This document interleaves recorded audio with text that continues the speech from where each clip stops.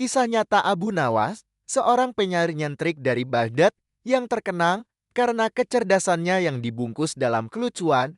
Dengan cara yang lucu dan tak terduga, ia menjawab pertanyaan sulit, menipu malaikat maut, bahkan menyembunyikan raja dari kerajaannya sendiri. Meski terlihat gila, setiap tindakannya penuh makna dan hikmah. Abu Nawas mengajarkan kita bahwa tawa bisa jadi jalan menuju kebijaksanaan. Sebelum lanjut, jangan lupa subscribe channel kami. Pada suatu pagi yang tenang di ibu kota Kekhalifahan Abbasiyah, langit Baghdad berwarna biru cerah dan angin musim semi berembus lembut di antara pohon-pohon kurma yang menjulang. Di tengah kehidupan istana yang sibuk, seorang tokoh yang sangat mencolok dan penuh kaki menjadi bahan perbincangan. Ia adalah Abu Nawas, penyair istana, sekaligus sufi yang tidak bisa ditebak. Kadang ia terlihat di istana dengan pakaian mewah dan tutur kata memikat. Kadang terlihat seperti pengemis yang mengembara sambil bersyair di jalanan. Hari itu, Khalifah Harun ar-Rasyid tengah duduk di ruang peristirahatan, ditemani Wazir Ja'far al-Barmaki. Ia tampak gelisah, memikirkan satu hal. "Ja'far," ujar sang Khalifah, "aku penasaran. Abu Nawas itu, benarkah ia sufi sejati? Ataukah ia hanya bermain kata demi kenyamanan duniawi?" Ja'far terdiam sesaat. "Wahai Amirul Mukminin, siapa yang tahu isi hati manusia selain Allah? Tapi, jika engkau ingin mengujinya, maka ujilah ia." Khalifah mengangguk pelan. "Panggil Abu Nawas. Akan kuberikan ujian." Herba Abu Nawas diusir dari kemewahan. Beberapa waktu kemudian, Abu Nawas datang ke istana dengan langkah santai. Jubahnya rapi, wajahnya tenang, dan senyumnya tidak pernah absen. Ia sujud hormat kepada sang Khalifah. "Wahai Amirul Mukminin," katanya, "ada apakah memanggil hamba pada waktu duha yang indah ini? Apakah ingin hamba bacakan syair tentang langit, cinta, atau kematian?"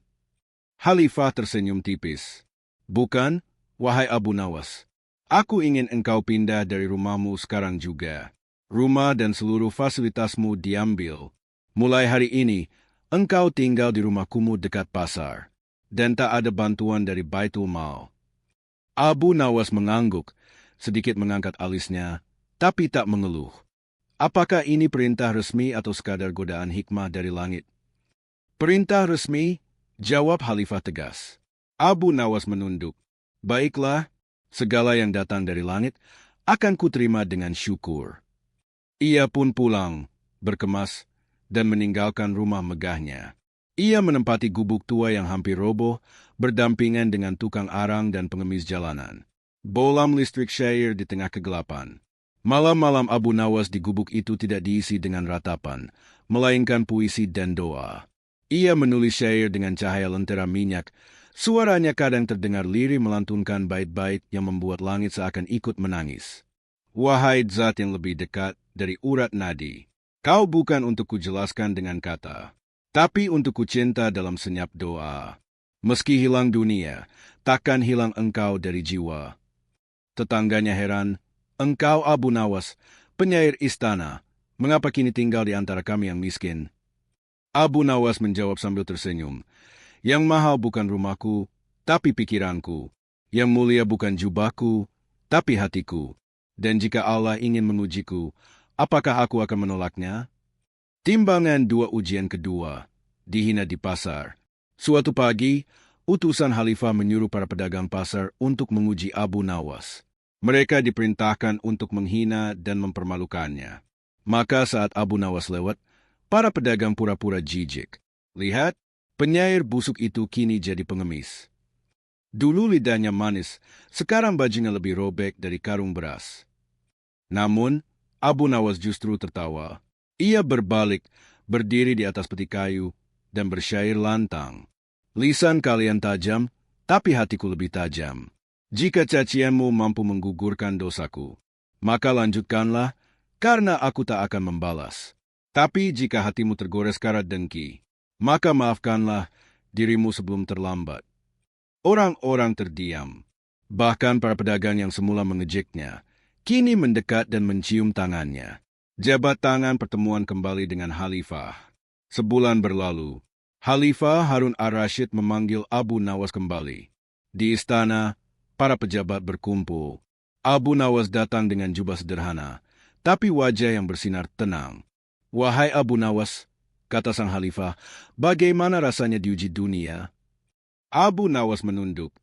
"Rasanya seperti minum teh pahit yang menyembuhkan. Menyedihkan di lidah, tapi menyejukkan di hati.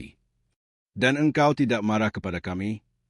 Bagaimana mungkin aku marah pada yang menjadi perantara takdir Allah? Bukankah dunia ini bukan milikku? Jika Allah mengambilnya lewat tanganmu, berarti ia sedang mendidikku." Khalifah terdiam, air matanya jatuh. Ia bangkit, memeluk Abu Nawas, dan berkata, "Engkau bukan sekadar penyair istana, wahai Abu Nawas. Engkau adalah cermin jiwa."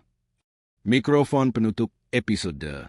Abu Nawas kembali ke rumahnya yang lama, tapi ia justru membaginya menjadi 2 bagian.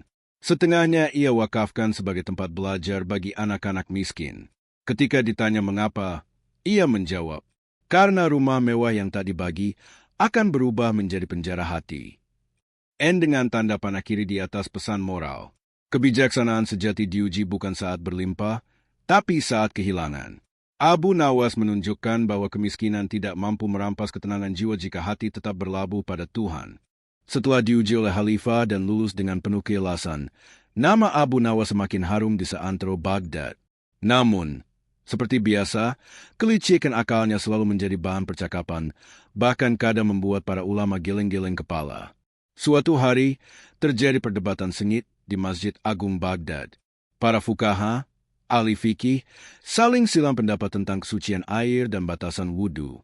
Air yang suci itu harus tidak berubah warna, bau, dan rasa, ujar satu ulama.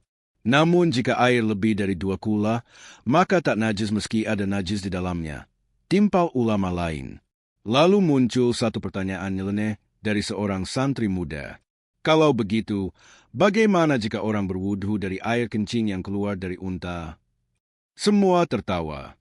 Tapi sebelum tawa mereda, tiba-tiba terdengar suara lantang. "Kenapa tidak sekalian air kencing manusia saja?" Semua menoleh. Ternyata itu suara Abu Nawas yang tiba-tiba muncul dari balik tiang masjid, membawa kendi kecil berisi air misterius. Unta ujian nyeleneh Abu Nawas. Keesokan harinya, Abu Nawas membuat kegemparan. Ia datang ke pasar, menggelar tikar, duduk di tengah keramaian, dan dengan lantang berkata, "Siapapun yang mau melihat keajaiban fikih dan keberanian akal, datanglah kemari. Aku akan menunjukkan wudhu paling murni menurut logikaku." Orang-orang pun berkumpul. Dengan perlahan, Abu Nawas membuka kendi, menuangkannya ke tangannya, dan berwudhu dengan tenang. "Astagfirullah," jerit seorang penjual. "Pau ini air kencing." "Benar," jawab Abu Nawas. "Tapi bukan air kencing biasa. Ini air kencingku sendiri, disuling 7 kali dengan air mawar, daun bidara, dan cuka. Bau najisnya hilang, warnanya bening, dan rasanya, aku tak berani cicipi, tapi percayalah, ini bersih menurut akal." Kerumunan pun heboh. Seorang ulama mendekat dan menegur keras. "Abu Nawas, apakah engkau sudah gila? Wudhu dengan air najis?" Abu Nawas tersenyum santai. Ia menjawab dengan syair, "Wahai orang alim, jangan buru-buru murka. Aku cuma menguji logika dan nalar kita. Jika hanya mengandalkan ukuran dan rasa, bukankah banyak yang suci tapi tersembunyi noda?" Ulama itu makin geram. "Jangan bermain dengan syariat." Abu Nawas lalu berkata, "Justru karena syariat itulah aku bertanya, apakah suci hanya pada fisik dan tidak pada makna?" Pengadilan Abu Nawas. Kabar kegilaan Abu Nawas tersebar hingga ke telinga Khalifah Harun ar-Rasyid. Maka Abu Nawas dipanggil ke istana dan duduk di hadapan majelis ulama dan wazir. "Wahai Abu Nawas," kata Khalifah, "benarkah engkau berwudhu dengan air kencingmu sendiri?" "Benar, wahai Amirul Mukminin."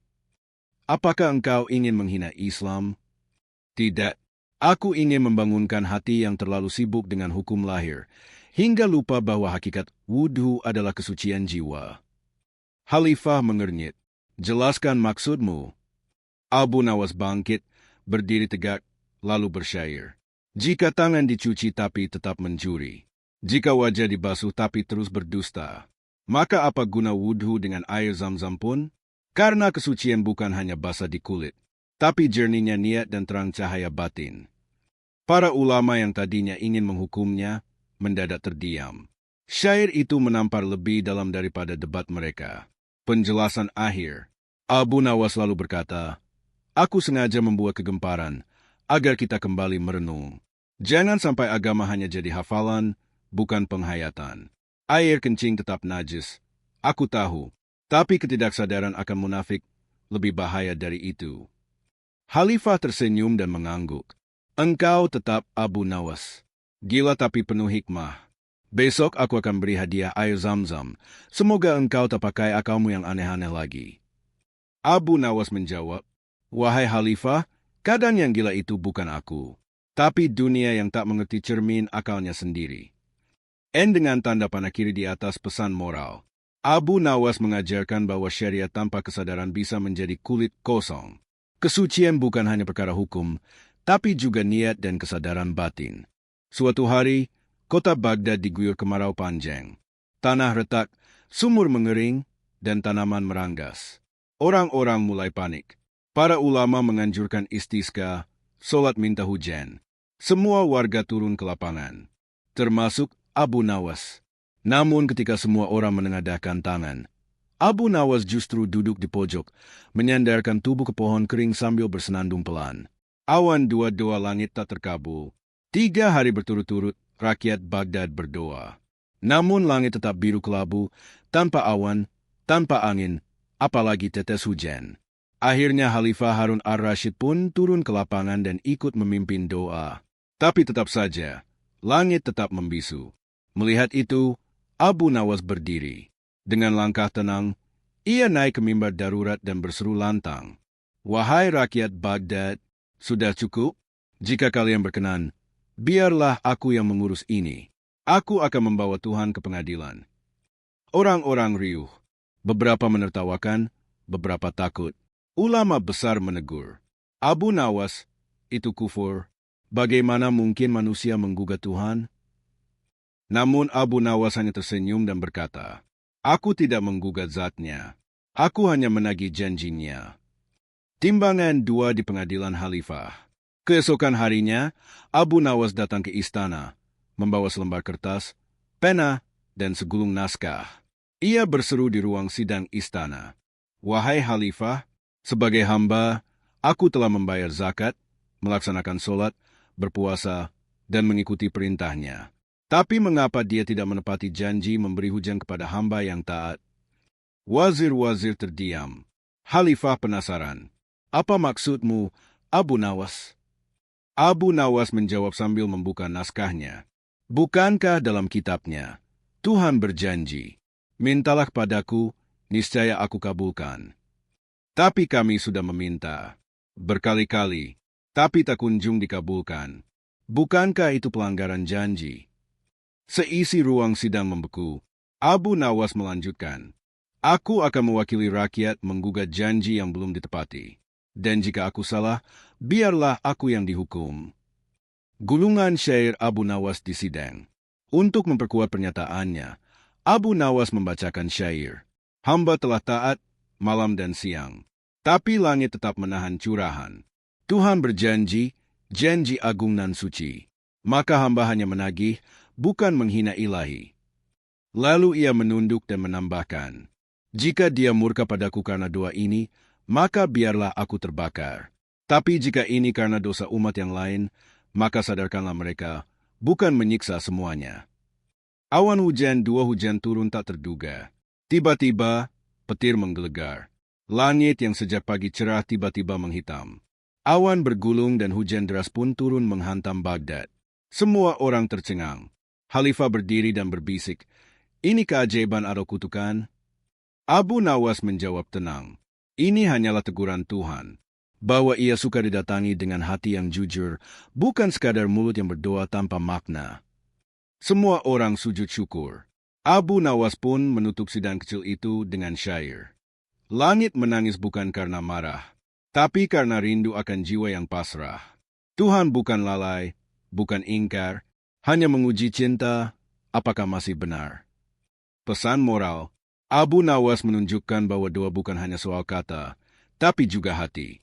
Ia menegur umat yang berdoa tanpa sadar, dan Tuhan yang Maha Pengasih menunjukkan bahwa kadang doa dikabulkan melalui kejujuran yang paling dalam.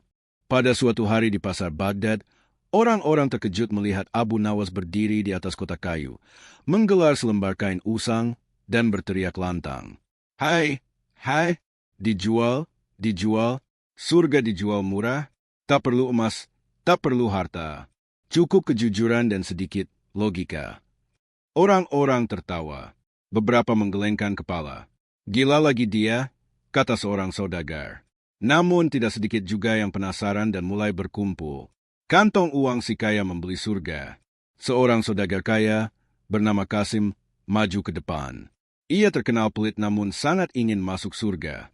Ia berkata, berapa harga surgamu itu, wahai si gila yang bersyair? Abu Nawas menjawab sambil mengangkat alis.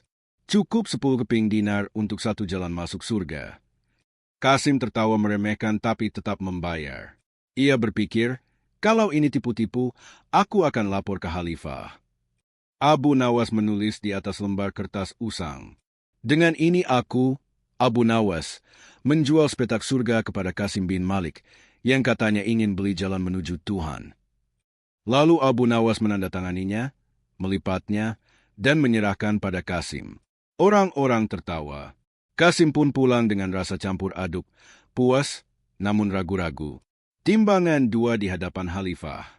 Beberapa hari kemudian, Kasim mengadukan Abu Nawas ke khalifah. Ia menganggap itu penipuan. Wahai Amirul Mukminin, orang ini telah menipuku.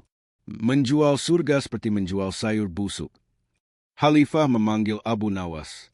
Benarkah kau menjual surga, wahai Abu Nawas? Abu Nawas tersenyum. Benar, wahai Amir. Bukankah ulama juga menjual surga setiap hari?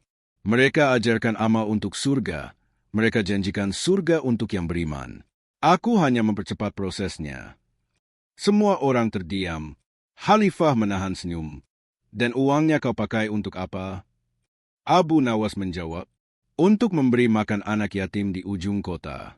Mereka lapar dan tidak ada yang membeli surga dari mereka. Gulungan syair Abu Nawas. Lalu Abu Nawas membacakan syair. Apa guna surga dibicarakan terus? Tapi tetanggamu kelaparan dan lusuh. Jika surgamu tak membuatmu dermawan, maka engkau menabung pahala di rekening kosong, Tuan. Khalifah menunduk, lalu menoleh ke Kasim. Apakah kau masih ingin menuntutnya, setelah tahu uangmu telah jadi makanan anak-anak yang lapar? Kasim terdiam, lalu ia berkata pelan, tidak, wahai Amir. Bahkan kalau bisa, aku ingin beli 1 petak lagi. Semua orang tertawa. Bolam listrik akhir yang tak terduga. Sejak saat itu, orang-orang di Baghdad sering mengutip perkataan Abu Nawas. Surga itu murah bagi yang jujur dan mahal bagi yang serakah. Dan banyak dari mereka yang mulai berbagi, bukan karena takut neraka, tapi karena cinta kepada sesama. Pesan moral, Abu Nawas mengajarkan bahwa keimanan bukan sekadar janji surga, tapi juga amal nyata. Surga tidak bisa dibeli, tapi bisa digapai lewat kebaikan yang tulus. Bahkan lelucon bisa membuka pintu hikmah yang dalam. Suatu hari, Khalifah Harun al-Rashid merasa jenuh dengan kemegahan istana. Ia ingin merasakan bagaimana hidup rakyat jelata. Maka dipanggillah Abu Nawas. Wahai Abu Nawas, sembunyikan aku dari istana selama 3 hari. Tak boleh ada satupun orang tahu di mana aku berada. Jika berhasil, kau akan mendapat hadiah besar. Tapi jika gagal, hukumannya tidak ringan. Abu Nawas menerima tantangan itu dengan senyum jahil. Baiklah, tuanku, izinkan aku menyembunyikanmu di tempat yang paling tak terduga. Tapi jangan menjerit atau mengeluh, sekalipun itu membuatmu geli atau lapar. Khalifah mengangguk. Petualangan pun dimulai. Topeng komedi dan tragedi rencana yang tak masuk akal. Abu Nawas membawa Khalifah keluar dari istana dengan kereta tertutup. Mereka berkeliling kota, lalu berhenti di depan rumah seorang tukang daging tua yang buta huruf dan tuli sebelah telinga. Tuan, malam ini engkau akan tinggal di sini. Anggap saja ini istana baru, kata Abu Nawas sambil terkekeh. Khalifah hanya bisa pasrah. Malam pertama, ia tidur di atas tikar, makan roti keras, dan harus memanggil bapak daging jika ingin bicara dengan tuan rumah. Sementara itu, para pengawal kerajaan panik. Mereka mencari ke seluruh kota, bahkan menyisir sungai, namun tak satu pun menemukan jejak sang Khalifah. Kaca pembesar mengarah kiri teka-teki dari Abu Nawas. Hari kedua, Khalifah mulai terbiasa dengan kehidupan rakyat biasa. Ia tertawa saat melihat anak-anak bermain lumpur, merasa nikmat saat mencicipi bubur jagung, dan mulai paham beratnya menjadi orang kecil. Namun Harun ar-Rasyid juga penasaran, bagaimana mungkin Abu Nawas bisa menyembunyikannya begitu sempurna? Sementara itu, para pejabat istana datang ke rumah Abu Nawas. Di mana engkau menyembunyikan Amirul Mukminin? Katakan, atau nyawamu terancam. Abu Nawas menjawab tenang. Aku tidak menyembunyikannya di gunung, bukan di gua, bukan di bawah tanah, dan bukan pula di langit. Justru ia kutaruh di tempat paling terang, tapi tak terlihat. Semua makin bingung. Gulungan syair Abu Nawas menggoda. Sambil duduk di warung kopi, Abu Nawas melantungkan syair yang membuat orang makin penasaran. Jika engkau ingin mencari yang besar, jangan mencarinya di tempat megah dan akbar. Kadang yang agung tersembunyi dihina, seperti matahari yang tenggelam di balik semak belukar. Warga Baghdad dibuat gila oleh teka-teki itu. Mereka mencari di tempat-tempat hina, namun tetap saja gagal. Mahkota pengakuan sang Khalifah. Pada hari ketiga, Khalifah akhirnya kembali ke istana dengan wajah berseri. Ia memanggil Abu Nawas dan berkata, "Wahai Abu Nawas, engkau bukan hanya berhasil menyembunyikanku, tapi juga membuatku sadar. Selama ini aku hidup dikelilingi emas, tapi tidak pernah tahu rasa syukur. Di rumah si tukang daging, aku menemukan makna sabar. Engkau telah menyembunyikanku di tempat yang paling benar, di tengah kehidupan rakyat jelata." Abu Nawas menunduk hormat. Karena Tuan adalah bayangan Tuhan di bumi, maka sepatutnya pula Tuan tahu bagaimana nasib bumi yang Tuan lindungi. Kado terbungkus hadiah tak terduga. Sebagai hadiah, Khalifah memberi Abu Nawas 100 dinar, sebuah rumah, dan selai jubah emas. Tapi Abu Nawas malah menyerahkan semuanya ke tukang daging tempat ia menyembunyikan sang raja. Ia telah menjadi penjaga tahta tanpa tahu apa-apa. Maka biarlah ia merasakan hadiah atas kejujuran dan kesederhanaannya. Pesan moral, Abu Nawas mengajarkan bahwa kemuliaan tidak selalu ada di istana. Terkadang, pelajaran paling berharga justru datang dari orang-orang biasa. Dan bahwa menyembunyikan raja bukanlah soal lokasi, melainkan soal makna, menyelamkan ego, menelanjangi kesombongan.